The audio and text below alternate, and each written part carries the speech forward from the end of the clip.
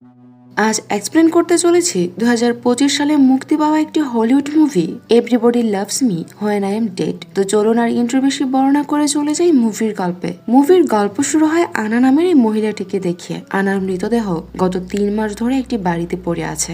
এই পৃথিবীতে তার কেউ নেই, তাই আনা কখন মারা গিয়েছে আর কিভাবে মারা গেছে তা কেউ জানে না। যখন ডেড বডি পচে দুর্গন্ধ ছড়িয়েছে, প্রতিবেশীরা তখন পুলিশকে খবর দেয়। তখন জানা যায় যে আনা 3 মাসেরও বেশি সময় আগে মারা গেছে। আরো ভয়ানক বিষয় হলো বাড়িতে আনার একটি বিড়াল ছিল। 3 মাস খাবার না পেয়ে বিড়ালটি আনার মৃতদেহ খাওয়া শুরু করে। আনার মৃত্যুটা খুবই মর্মান্তিক আর হৃদয় বিদারক ছিল। পরের সিনে আমরা ন্যাশনাল ব্যাংক দেখতে পাই। এখানকার মার্টিন নামের একজন কর্মচারীকে জোর করে অবসর নিতে বাধ্য করা হচ্ছে, কারণ এখন আর্টিফিশিয়াল ইন্টেলিজেন্স বা এআই এর যুগ। এখন যে কাজ করতে মার্টিনের 1 সপ্তাহ লাগে, এআই তা 1 মিনিটে করে দিতে পারে। তাই ব্যাংকের ম্যানেজার জেমস মার্টিনকে জোর করে অবসর পাঠিয়ে দিচ্ছে। সে মার্টিনকে বলে, তোমার মতো স্টাফ এখন আর ব্যাংকের প্রয়োজন নেই, সময়ের সাথে তুমি নিজেকে আপডেট করতে পারোনি। বাধ্যতামূলক অবসরে পাঠানোয় মার্টিন মোটেও খুশি ছিল না। আর থাকবেই বা কিভাবে? 25 বছর ধরে সে এই ব্যাংকে চাকরি করছে। ব্যাংকের জন্য তার এত বছরের কঠোর পরিশ্রম তার যেন কোনোই মূল্য নেই কারো কাছে। যাই হোক, মার্টিনের অবসর উপলক্ষে একটি পার্টি আয়োজন করা হয়। এই পার্টিতে ব্যাংকের স্টাফ ডেভিডও উপস্থিত ছিল। ডেভিড সম্পর্কে বলতে গেলে সে নিজের কাজের ব্যাপারে খুবই সিরিয়াস। নিজের কাজ সে খুব নিখুঁতভাবে করে। তার বিরুদ্ধে কোনোদিন কোনো অভিযোগ আসেনি। সে তার স্ত্রী ও মেয়েকে নিয়ে একটি ভাড়া বাড়িতে থাকে। ডেভিডের স্বপ্ন হলো তার মেয়ে যেন সেরা স্কুলে পড়াশোনা করতে পারে আর সবচেয়ে ভালো শিক্ষাটা পায়। এই স্কুলে সারা বছরের মোট খরচ 20 লক্ষ টাকা। ডেভিড এই টাকাটা জোগাড় করেছে, কিন্তু সমস্যা হলো সেই স্কুলে ভর্তি করতে হলে তার মেয়ের 10ম শ্রেণীতে চান্স পেতে হবে। যারা ভর্তি পরীক্ষায় পাশ করে শুধু তারাই স্কুলে ভর্তি হতে পারে। তবে এখানে সরাসরি ভর্তি করানো যায়, আর এর জন্য 10 লক্ষ টাকা ঘুষ দিতে হয়। কিন্তু অতিরিক্ত এই 10 লক্ষ টাকা ডেভিডের কাছে নেই। তবে সে চায় তার মেয়ে যেন সবচেয়ে ভালো স্কুলে পড়ে আর সর্বোচ্চ শিক্ষা অর্জন করতে পারে। এর জন্য সে সবকিছু করতে রাজি। এজন্য ডেভিড এখন সেই টাকার জোগাড়ের চেষ্টা করছে। অন্যদিকে আমরা ম্যাক্স নামের এই লোকটিকে দেখি। সেও ডেভিডের মতো থাই ন্যাশনাল ব্যাংকে কাজ করে। ডেভিড ও ম্যাক্স খুব ভালো বন্ধু। ম্যাক্সের এক পুরনো বন্ধুর বাবা মারা যাওয়ায় সে তার বন্ধুর সাথে দেখা করতে যায়, কিন্তু সেখানে পৌঁছে সে দেখে যে কিছু গুন্ডা ম্যাক্সের বন্ধুকে মারধর করছে। তার বাবা ওই লোকদের কাছ থেকে কিছু টাকা ধার করেছিল, কিন্তু শোধ করার আগে সে মারা গেছে। তাই এখন তারা তার ছেলের কাছে টাকা চাইতে এসেছে। বন্ধুর এই দুর্দশা দেখে ম্যাক্স তাকে বলে, চিন্তা করিস না ভাই, কে জানে তোর বাবা হয়তো ব্যাংকে এমন কিছু টাকা রেখে গেছেন যা কেউ জানে না। আমি কাল তোর বাবার নামে কোনো ব্যাংক অ্যাকাউন্ট আছে কিনা তা চেক করে দেখবো, কিছু পেলে তোকে জানাবো। পরের সিনে ম্যাক্স ব্যাংকে এসে সব পুরোনো অ্যাকাউন্ট চেক করা শুরু করে। সে তার বন্ধুর বাবার অ্যাকাউন্ট না দেখতে পেল এমন একটি অ্যাকাউন্ট খুঁজে পায় যা দেখে তার চোখ কপালে উঠে যায়। সেই অ্যাকাউন্টটি ছিল আনা নামের একজন মহিলার। এই অ্যাকাউন্টে ছিল 30 মিলিয়ন থাই বাত, যা বাংলাদেশি টাকায় প্রায় 12 কোটি টাকা। ম্যাক্স এটা দেখে পুরোপুরি অবাক হয়ে যায়, কারণ আনা মারা গেছে। অনেকদিন তার অ্যাকাউন্টটি ব্যবহার না করায় সেটা লক হয়ে গেছে। সে বুঝতে পারছিল না যে আনা মারা যাওয়ার এতদিন পরও কেন কেউ এখনো অ্যাকাউন্টে থাকা টাকা তোলেনি। সে মনে মনে ভাবে যে হতে পারে কেউ জানেই না যে আনার অ্যাকাউন্টে এত টাকা আছে। এসব দেখে ম্যাক্সের হার্টবিট বেড়ে যায়। তখনই সে ছুটে যায় ডেভিডের কেবিনে। সে ডেভিডকে বলে, দোস্ত, আমি একটা অ্যাকাউন্ট পেয়েছি। অ্যাকাউন্টে আনা নামের এক মহিলার। শুনেছি সে মারা গেছে, তার কোনো আত্মীয় স্বজন বা উত্তরাধিকারও নেই। তুই বিশ্বাস করবি কিনা জানি না, তার অ্যাকাউন্টে 1, 2, 3 নয়, বরং পুরো 30 মিলিয়ন বাদশাই জমা আছে। এটি শুনে ডেভিডও চমকে যায়। ম্যাক্স বলে, অবাক হয়ে গেলি তো, তাই না? আমারও এমন অবাক লেগেছিল। শোন, আমার কাছে একটা দারুণ আইডিয়া আছে। চল আমরা ওর অ্যাকাউন্টটি খালি করে ফেলি। অ্যাকাউন্ট অ্যাক্সেস করার ক্ষমতা তোর কাছে আছে, তো এটা রিওপেন করে দে। এতে আমরা দুজনেই ধনী হয়ে যাব, কেউ এ বিষয়ে টেরও পাবে না। এইসব শুনে ডেভিড বলে, তুই কি পাগল হয়ে গেছিস? এইসব তো জালিয়াতি। আমি যদি আনার অ্যাকাউন্ট অ্যাক্সেস করি তাহলে সাথে সাথে জেমসের কাছে একটা ইমেল চলে যাবে যে আমি আনার অ্যাকাউন্টটি খুলেছি। তখন আমরা দুজনেই বিপদে পড়ে যাব। জালিয়াতের জন্য চাকরিটাও চলে যেতে পারে, আর এই সময় চাকরি হারিয়ে বিপদে পড়তে চাই না ভাই।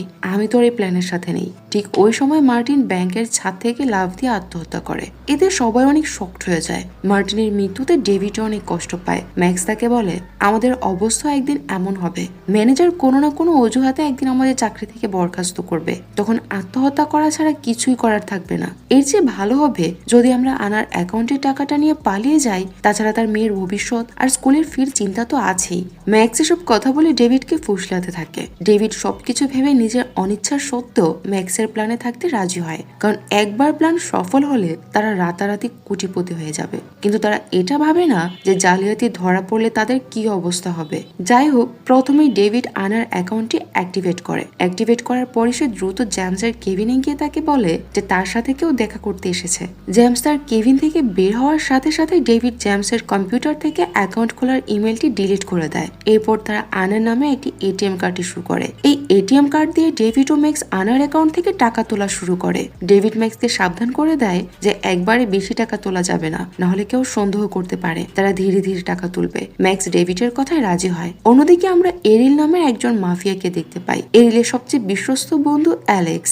এরিল আজ তার একজন শত্রুকে মারতে অ্যালেক্সকে নিয়ে এসেছে। তারা ওই লোকটিকে ধরে জঙ্গলে নিয়ে গিয়ে নির্মমভাবে খুন করে। কাজ শেষ করে তারা বাড়ির পথে রওনা হয়। এরিল তখন অ্যালেক্সকে বলে, জানিস অ্যালেক্স, আজকাল টাকা সুরক্ষিত রাখা অনেক কঠিন।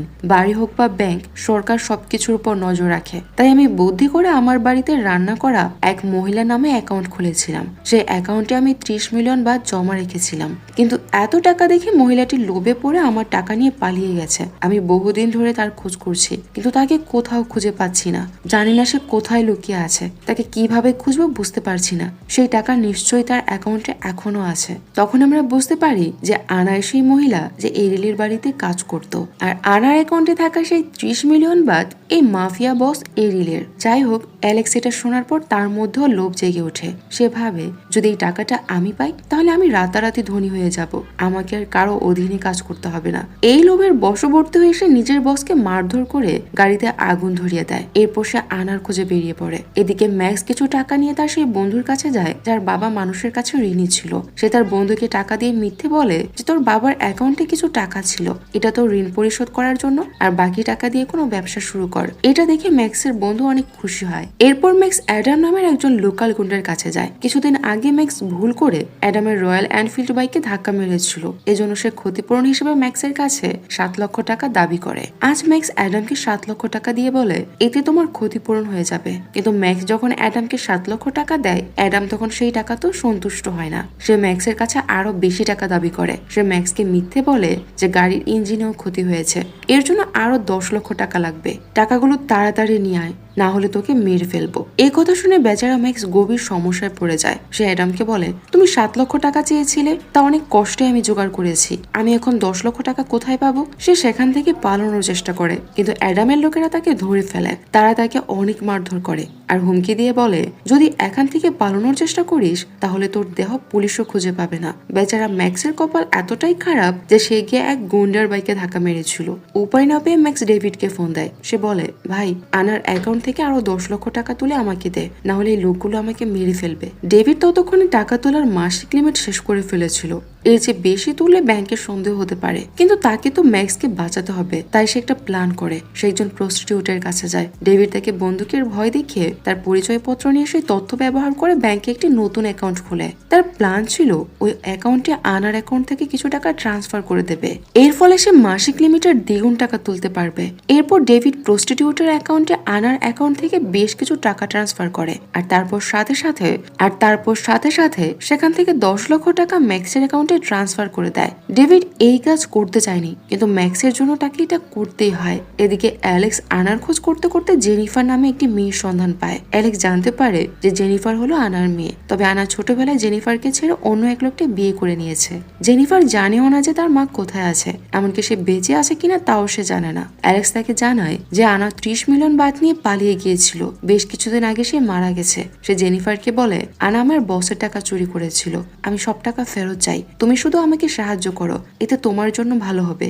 যদি তুমি ব্যাংকে প্রমাণ করতে পারো যে তুমি আনার মেয়ে, তাহলে তুমি আনার অ্যাকাউন্টে থাকা টাকা তুলতে পারবে। জেনিফার তখন অ্যালেক্সকে সাহায্য করতে রাজি হয়। তাছাড়া চুরি করা টাকার একটি পয়সাও সে এমনিতে চায় না। পরদিন ডেভিড তার মেয়েকে স্কুলে ভর্তি করে দেয়। সবকিছুই প্ল্যান মাফিকই চলছিল। তাদের জালিয়াতির বিষয়ে কেউ টের পায়নি, কিন্তু কথায় আছে না যে অন্যায়ভাবে পাওয়া অর্থ এবং অন্যায় কাজ লুকিয়ে রাখা যায় না। ডেভিডের সাথেও ঠিক এমনটাই ঘটতে শুরু করে। সে তার মোবাইল ফোনে একটি নোটিফিকেশন পায় যে ওই প্রস্টিটিউটের অ্যাকাউন্ট থেকে সব টাকা খালি হয়ে গেছে। ডেভিড বুঝতে পারে না যে কে এই কাজ করেছে, তাই সে আবার সেই প্রস্টিটিউটের কাছে যায় জানতে যে অ্যাকাউন্ট থেকে টাকা কোথায় গেল। সেখানে এসে ডেভিড জানতে পারে যে ওই প্রস্টিটিউট নিজেই ব্যাংক থেকে সব টাকা তুলে ফেলেছে, কারণ সে জেনে গিয়েছিল যে ডেভিড তার ডকুমেন্টস নিয়ে ব্যাংক অ্যাকাউন্ট খুলেছে আর সে অ্যাকাউন্টে অনেক টাকাও আছে। এজন্য সে ব্যাংক থেকে চেক বই তুলে সাথে সাথে অ্যাকাউন্ট থেকে টাকাটাও তুলে নিয়েছে। এটি শুনে ডেভিডের কপাল ঘামতে শুরু করে, তার হাত পা কাঁপতে শুরু করে। সে ব্যাংকে কাজ করেও এত সাধারণ একটা বিষয়ে খেয়াল রাখতে পারেনি। সে ভেবেছিল যে তার বন্দুক দেখে প্রস্টিটিউট ভয় পাবে, তাই সে এমন কিছুই করবে না। কিন্তু পরিস্থিতি একদম উল্টে গিয়েছে। আসলে প্রস্টিটিউট তার এক বন্ধুর সাথে বিষয়টি শেয়ার করলে সে তাকে এই বুদ্ধি দিয়েছিল। ডেভিড ওই প্রস্টিটিউটের সাথে দেখা করতে গেলে ওই প্রস্টিটিউটের বন্ধুরা তাকে হুমকি দেয় যে সে এখান থেকে যেন চলে যায় আর কখনো যেন তাকে বিরক্ত না করে, নয়তো তারা ডেভিডকে মেরে ফেলবে। ডেভিড নিজের জীবন বাঁচিয়ে সেখান থেকে পালিয়ে আসে। ডেভিড ব্যাংকে ফিরে এসে জানতে পারে যে আনার অ্যাকাউন্টে আর মাত্র 25 মিলিয়ন টাকা বাকি আছে। ম্যাক্স আরো 3 মিলিয়ন টাকা তুলে নিয়েছে। এটা দেখে ডেভিডের মাথা গরম হয়ে যায়। সে মনে মনে ভাবে যে ম্যাক্স কি আমার সাথে বেইমানি করতে চাইছে, সে কি পুরো টাকাটা একা নিজে মেরে দিতে চাইছে, কিন্তু আমি এটা তো হতে দেব না। তাই সে সঙ্গে সঙ্গে পুরো 25 মিলিয়ন টাকা তুলে নেওয়ার সিদ্ধান্ত নেয়। কিন্তু এর জন্য ব্যাংকে অতিরিক্ত কিছু প্রমাণের প্রয়োজন যা ডেভিডের কাছে নেই। তাই সে ভল্টে কর্মরত ক্যাশিয়ার মহিলাকে বলে যে একজন ক্লায়েন্ট এসেছে যার জরুরি 25 মিলিয়ন টাকা তোলা প্রয়োজন। সে 3 কিস্তিতে 25 মিলিয়ন টাকা তুলবে। ডেভিড জানতো যে টাকা যদি 3 কিস্তিতে তোলা হয় তাহলে অতিরিক্ত প্রমাণের প্রয়োজন হবে না, কিন্তু এক্ষেত্রে একটি সমস্যা আছে, আর তা হলো 25 মিলিয়ন টাকা তোলার ইমেল জেমসের কম্পিউটারে অবশ্যই চলে যাবে। এই সমস্যা এড়াতে ডেভিড আবার একটি প্ল্যান করে। সে আনার সিগনেচার নকল করে প্রথমে টাকা তুলে একটি গল্ফ ব্যাগে ভরে, তারপর জেমসের কেবিনে তার অনুপস্থিতির সুযোগ নিয়ে জেমসের কম্পিউটার থেকে টাকা তোলার ইমেলটি ডিলিট করে দেয়। টাকা তুলে ডেভিড যখন ব্যাংক থেকে বের হয়ে যাচ্ছিল ঠিক তখনই জেমস সেখানে চলে আসে। ভল্টে কাজ করা ক্যাশিয়ার মহিলাটি জেমসকে বলে দিয়েছিল যে ডেভিড কারো পক্ষে 25 মিলিয়ন টাকা ক্যাশ তুলছে, কিন্তু কম্পিউটারে ইমেল খুঁজে না পেয়ে জেমস বুঝতে পারে যে ডেভিড কিছু একটা করেছে। ডিলিট করা মেসেজ রিকভার করে জেমস তার সব জালিয়াতির বিষয়ে জেনে যায়। সে ডেভিডকে বলে, আমি তোমাকে সবচেয়ে বেশি বিশ্বাস করতাম, কিন্তু তুমি এই কাজ করে আমার বিশ্বাস ভেঙে দিয়েছো। এখন আমি তোমাকে এই ব্যাংকে চাকরি করতে দিতে পারি না। সব টাকা এখানে রাখো আর বাকি 5 মিলিয়ন টাকা এনে আমাকে দাও। শুধু তাই নয়, আমি এই প্রতারণার জন্য তোমার বিরুদ্ধে মামলা করব আর তোমাকে এখনই চাকরি থেকে বরখাস্ত করা হলো। ডেভিড এতে অনেক ভয় পেয়ে যায়, কিন্তু তার কাছে আর কোনো উপায়ও ছিল না। তাই সে টাকা রেখে ব্যাংক থেকে বেরিয়ে আসে। সে মাথায় হাত দিয়ে গাড়িতে বসে থাকে আর ভাবতে থাকে যে লোভে পড়ে কি করে ফেলাম আমি, এখন আমার পরিবারের কি হবে। কিন্তু তখন সে দেখতে পায় যে জেমস সব টাকা নিজের ব্যাগে ভরে বাড়ি নিয়ে যাচ্ছে। সে বুঝতে পারে যে জেমস ডেভিডের সাথে বিশ্বাসঘাতকতা করেছে। সে ডেভিডের নামে মামলা ঝুলিয়ে নিজে সব টাকা মেরে দেবে। এটি দেখে ডেভিড অনেক রেগে যায়। সে জেমসের পেছনে। ওই সময় ম্যাক্স তাকে ফোন করে অ্যাডামের আস্তানায় আসতে বলে। অ্যাডামের হাতে মার খাওয়ার পর ম্যাক্স অ্যাডামকে 30 মিলিয়ন টাকা সব কথা বলে দিয়েছিল। আর যে 3 মিলিয়ন টাকা ডেভিড ভেবেছিল ম্যাক্স তুলে নিয়েছে, সেটা আসলে অ্যাডামের কাজ ছিল। ডেভিড সেখানে আসলে অ্যাডামের লোকেরা ডেভিডকেও ধরে ফেলে। তারা ডেভিডের কাছে বাকি 25 মিলিয়ন টাকা দাবি করে, কিন্তু ডেভিড বলে যে তার কাছে কোনো টাকাই নেই, জেমস সব টাকা নিয়ে গেছে। অ্যাডাম তখন তার লোকজনকে সাথে নিয়ে জেমসের বাড়িতে আসে। তারা সেখানে জেমসকে হত্যা করে টাকা নিয়ে চলে যায়। যাওয়ার আগে সে ডেভিডকে হুমকি দেয় যে সে যেন আনার মতো আরেকটা বলির পাঠা খুঁজে এনে তাকে দেয়, না হলে সে বাঁচতে পারবে না। অর্থাৎ সে ডেভিডকে এমন অ্যাকাউন্টের খোঁজ দিতে বলে যার অ্যাকাউন্টে অলস টাকা অনেক পড়ে আছে। ডেভিড আর ম্যাক্স জালিয়াতি করে টাকা তো পায়নি, উল্টো তারা এমন এক শত্রুতা ও বিপদের মুখে পড়েছে যা থেকে তাদের মুক্তি পাওয়া প্রায় অসম্ভব। তারা একেবারে দিশেহারা হয়ে যাচ্ছিল। ডেভিড তখন জেমসকে বলে যে আমাদের জেমসের মৃতদেহ লুকিয়ে রাখতে হবে, না হলে আমরা ফেসে যেতে পারি। এরপর তারা দ্রুত জেমসের মৃতদেহ সেখান থেকে সরাতে শুরু করে, কিন্তু ম্যাক্স এতটা ভয় পেয়েছিল যে সে নিশ্চিত হয়ে যায় যে তার সব শেষ, সে আর বাঁচতে পারবে না। ডেভিড তাকে সান্ত্বনা দেয়। এরপর ডেভিড জেমসের মোবাইল ফোন ব্যবহার করে জেমসের পরিচিতদের মেসেজ করে যে আমি কয়েকদিনের জন্য ছুটিতে যাচ্ছি, তাই আমার জন্য কেউ চিন্তা করো না। ডেভিড এজন্যই কাজটা করে যাতে কেউ জেমসকে না খোঁজে। আর এই সুযোগে ডেভিড ও ম্যাক্স কি করবে তা নিয়ে ভাবার একটা সুযোগ পাবে। এছাড়া তাদের কাছে আর কোনো উপায়ই ছিল না। বেচারা ডেভিড ও ম্যাক্স হাউমাউ করে কান্না করতে থাকে। তারা এমন এক পরিস্থিতিতে আটকে পড়েছে যেখানে সবকিছু তাদের কাছে অসম্ভব বলে মনে হচ্ছে। পরদিন তারা অফিসে যায়, কিন্তু ওই দিন তাদের জন্য আরো বড় বিপদ অপেক্ষা করছিল। কারণ ওই দিন জেনিফার অর্থাৎ আনার মেয়ে ব্যাংকে এসে হাজির হয়। সে বলে যে আমার মা আনা মারা গেছেন, তাই নিয়ম অনুযায়ী আমি তার টাকা তুলতে চাই। এটি শুনে ডেভিড এবং ম্যাক্স শকড হয়ে যায়। এখন তারা কি করবে বুঝতে পারছিল না। ডেভিড জেনিফারকে বলে, আপনার প্রথমে প্রমাণ করতে হবে যে আপনি আনার মেয়ে। এতে কয়েক সপ্তাহ সময় লাগতে পারে, তাছাড়া মামলা আদালতে যাবে। তাই অ্যাপ্লিকেশন জমা দিয়ে যান আর কয়েকদিন পর যোগাযোগ করবেন। এটি দেখে অ্যালেক্স অনেক রেগে যায়। তার কাছে জেনিফারের বার্থ সার্টিফিকেট ছিল। সে ডেভিডকে সেটি দেখিয়ে বলে, এটা কি যথেষ্ট হবে নাকি তার আরো কিছু দরকার? এটি দেখে জেনিফার কিছুটা কনফিউজড হয়ে যায় যে অ্যালেক্স কিভাবে তার বার্থ সার্টিফিকেট পেল। সে হয়তো তার কাছে পৌঁছানোর জন্য তার সম্পর্কে অনেক তথ্য সংগ্রহ করেছে। জেনিফার মনে মনে ভাবে যে অ্যালেক্সের কি অন্য কোনো প্ল্যান থাকতে পারে। জেনিফার সন্দেহ হয় যে অ্যালেক্স হয়তো টাকা নেওয়ার পর তাকে মেরে ফেলবে। এই জন্য সে পালানোর চেষ্টা করে, কিন্তু অ্যালেক্স তাকে ধরে ফেলে। ঠিক ওই সময় ম্যাক্স সেখানে এসে অ্যালেক্সকে তার বাইক দিয়ে ধাক্কা দেয়। এরপর সে জেনিফারকে নিয়ে সেখান থেকে পালিয়ে যায়। বাইকের ধাক্কায় অ্যালেক্স মারা যায় না, শুধু আহত হয়। ডেভিড বুঝতে পারে যদি জেমসের খুনের কথা কেউ জানতে পারে তাহলে কেবল সে নয়, তার পুরো পরিবার বিপদে পড়বে। উপরন্তু টাকাটাও সে পায়নি। এত কষ্টে চুরি করা টাকা সে অ্যাডামকে এত সহজে দিয়ে দিতে পারে না। সে অ্যাডামের কাছ থেকে টাকা ফিরে পাওয়ার জন্য অন্য একটি প্ল্যান করে। প্রথমে সে তার স্ত্রী ও পরিবারকে নিরাপদে রাখতে কিছুদিনের জন্য তার শাশুড়ির বাড়িতে পাঠিয়ে দেয়। সে ম্যাক্সকে বলে, এখন আমাদের সবার নজর থেকে পালাতে হবে, কারণ বিপদ ইতিমধ্যে আমাদের উপর চেপে বসেছে। এটা কখন আমাদের গলার ফাঁস হয়ে যাবে তা আমরা জানি না। আমরা এখন ফাঁদে পড়েছি। এত কষ্টে চুরি করা টাকা আমি এভাবে নিয়ে যেতে দেব না। আমার কাছে একটা দারুণ আইডিয়া আছে। যদি এটা কাজ করে তাহলে আমরা টাকা ফিরে পাবো। তুমি একটা কাজ করো, অ্যালেক্সকে তোমার সাথে নিয়ে অ্যাডামের আস্তানায় আসো। তাকে বলবে যে তুমি টাকা এনে দিতে পারবে। ম্যাক্স ডেভিডের কথায় রাজি হয়। এরপর ডেভিড প্রথমে অ্যাডামের কাছে আসে। সে অ্যাডামকে বলে যে টাকার আসল মালিক চলে এসেছে, তাই তাকে টাকা দিয়ে দাও, না হলে তুমি বাঁচতে পারবে না। অ্যাডাম তখন রেগে গিয়ে ডেভিডকে মারতে শুরু করে আর তাকে সেখানেই বেঁধে রাখে। এরপরে ম্যাক্স জেনিফার ও অ্যালেক্সকে নিয়ে সেখানে আসে। সে অ্যালেক্সকে বলেছিল যে টাকাটাই অ্যাডামের কাছে আছে, চাইলে সে তার কাছ থেকে নিতে পারে। ডেভিডের প্ল্যান ছিল যে অ্যালেক্স অ্যাডাম ও তার লোকজনকে মেরে টাকা নিয়ে যাবে আর তারপর সে অ্যালেক্সকে মেরে তার কাছ থেকে টাকা নিয়ে নেবে। কিন্তু অ্যাডাম এতটা বোকা ছিল না। সে রাগে সেখানেই ম্যাক্সকে গুলি করে মেরে ফেলে। এরপর অ্যালেক্স অ্যাডাম ও তার লোকদের সাথে লড়াই শুরু করে। অ্যালেক্স অ্যাডামের উপর অ্যালকোহল ঢেলে আগুন ধরিয়ে দেয়। তাকে বাঁচাতে গিয়ে অ্যাডামের লোকেরাও আগুনে পুড়ে মারা যায়। এরপর অ্যালেক্স ডেভিডকে মারার চেষ্টা করে, কিন্তু সে ডেভিডকে মারার আগেই জেনিফার অ্যালেক্সের ঘাড়ে ইনজেকশন ধরে। সে তাকে বলে যে যদি আপনি টাকা চান তবে সব টাকা নিয়ে নিন, কিন্তু আমাদের মেরে ফেলবেন না। আমি এই টাকা চাই না, ডেভিডও চাইবে না, তাই আমাদের যেতে দিন। এটা শুনে অ্যালেক্স টাকার ব্যাগ নিয়ে চলে যেতে শুরু করে, কিন্তু ডেভিড সেটা মানতে পারে না। সে ম্যাক্সকে হারিয়েছে এই টাকার জন্য, আর এত কিছুর পর যদি সেই টাকা তার হাতে না আসে তাহলে তার কি লাভ হলো। ডেভিড এভাবে টাকা হাতছাড়া হতে দিতে পারে না, তাই সে অ্যাডামের বন্দুক তুলে নিয়ে সরাসরি অ্যালেক্সকে গুলি করার চেষ্টা করে, কিন্তু বন্দুকটিতে বুলেট ছিল না। আর ওই সময় মাফিয়া বস এরিলের লোকেরা সেখানে এসে অ্যালেক্সকে গুলি করে, কারণ সে প্রথমে এরিলকে মেরেছিল। এতে অ্যালেক্স মারা যায়। অ্যালেক্স মারা যাওয়ার পর টাকা ভর্তি ব্যাগটি সেখানেই পড়ে থাকে। এরপর ডেভিড ব্যাগটি তুলে নেয়। এখন ডেভিডের কাছে 25 মিলিয়ন টাকা আছে। সে জেনিফারকেও কিছু টাকা অফার করে, কিন্তু সে এই টাকা নিতে রাজি হয় না। এরপর আমাদের একটি ফ্ল্যাশব্যাক দেখানো হয়, যেখানে আমরা দেখি যে জেনিফারের মা অর্থাৎ আনা মাফিয়া এরিলের বাড়িতে পরিচারিকার কাজ করত।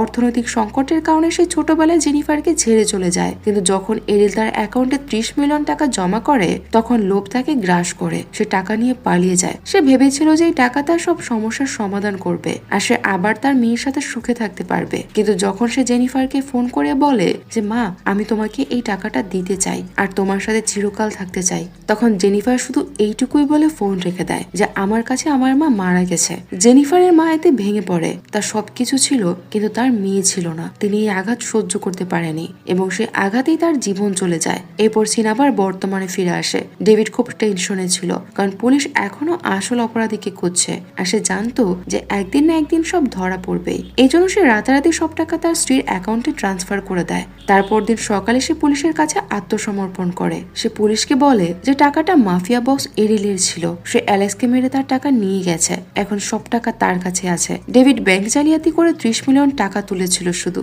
জালিয়াতির দায়ে তার জেল হয়। সে ভেবেছিল যে কয়েক বছরের মধ্যেই সে মুক্তি পেয়ে যাবে, কিন্তু এটা ছিল তার ভুল ধারণা। সে জেলে থাকলেও খুশি ছিল যে যদিও সে এখন তার পরিবারের সাথে নেই, তবুও তার পরিবার সেই টাকা দিয়ে একটি ভালো জীবন পেয়েছে আর খুব ভালোভাবেই চলতে পারছে, কিন্তু কারাগারে তার অ্যাডামের বন্ধুর সাথে দেখা হয়। অ্যাডামকে তারা হত্যা করার জন্য সে কারাগারের মধ্যেই ডেভিডকে খুন করে। বেচারা ডেভিডও মারা যায়। সেও ভোগ করতে পারে না এত কষ্ট করে চুরি করা 30 মিলিয়ন টাকা। ডেভিড ও ম্যাক্স টাকা উপার্জনের একটি শর্টকাট উপায় খুঁজে পেয়েছিল, কিন্তু তাদের এই পদ্ধতিটি ছিল ভুল। যারা ভুল কাজ করে তারা একসময় না একসময় ঠিক ধরা পড়ে, আর তখন তাদের চরম মূল্য দিতে হয়। কখনো কখনো সেই মূল্য অনেক বেশি হয়, যেমন ডেভিড এবং ম্যাক্সকে দিতে হয়েছে। দুজনেই তাদের জীবন হারিয়েছে। এই সিনেমাটি আমাদের শেখায় যে পরিস্থিতি যেমনই হোক না কেন, আমাদের সবসময় সঠিক ও নিরাপদ পদক্ষেপ নেওয়া উচিত। একটি ভুল পদক্ষেপ আমাদের জীবনের এমন এক মোড়ে এনে দাঁড় করাতে পারে যেখান থেকে ফেরা একেবারে অসম্ভব। আর এই শিক্ষণীয় বার্তার মধ্য দিয়ে মুভিটি শেষ হয়ে যায়। তো মুভিটি